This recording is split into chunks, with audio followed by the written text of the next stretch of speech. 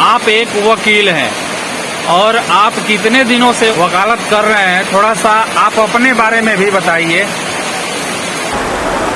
मैं राम तरीक एडवोकेट अपने पूज्य पिता स्वर्गीय रामनंदन जो अंधे थे उनका लड़का हूँ।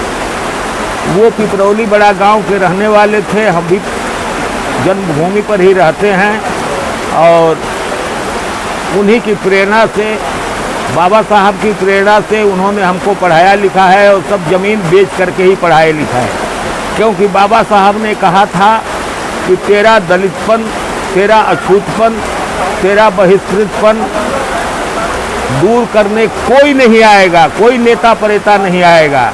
ये दूर करना तुम्हारा काम है और तुम्हारे पास एक ही अस्त्र है, वो तुम्हारी उच्च से उच्च शिक्षा।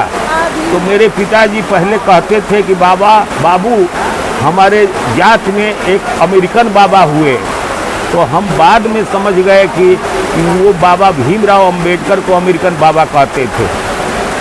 सन 1936 में जो बाबा साहब ने कहा था कि तेरा दलितपन, तेरा अछूतपन, तेरा बहिष्कृतपन ये दूर करने कोई नहीं आएगा, कोई नहीं आएगा, तो तुम्हारे पास ही उपाय है कि तुम अच्छी से अच्छी शिक्षा ग्रहण करो। मैं अपने पिताजी की बातों से प्रेरित होकर उन्होंने मुझे पढ़ाना शुरू किया और मैं डीएवी इंटर कॉलेज बिलखरा रोड का टॉपर हूँ।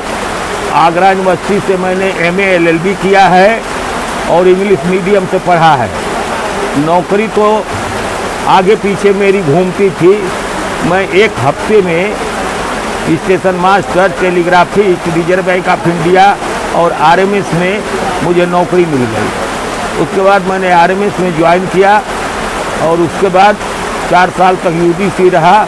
इसके बाद मैं इंस्पेक्टर हो गया। तो पढ़ते पढ़ते मैं ये पढ़ लिया कि चाहे मैं कलेक्टर हो जाऊं, चाहे एसपी हो जाऊं, चाहे जज हो जाऊं, ये नौकरी तो सिर्फ 60 बरस तक की है।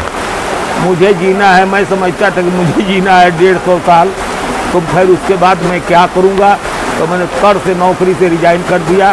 अब मैं in order to help the needy person, ज़रूरतमंदों की मदद के लिए मैं वकालत कचहरी में आ गया। मैं वकालत तब से करता हूँ।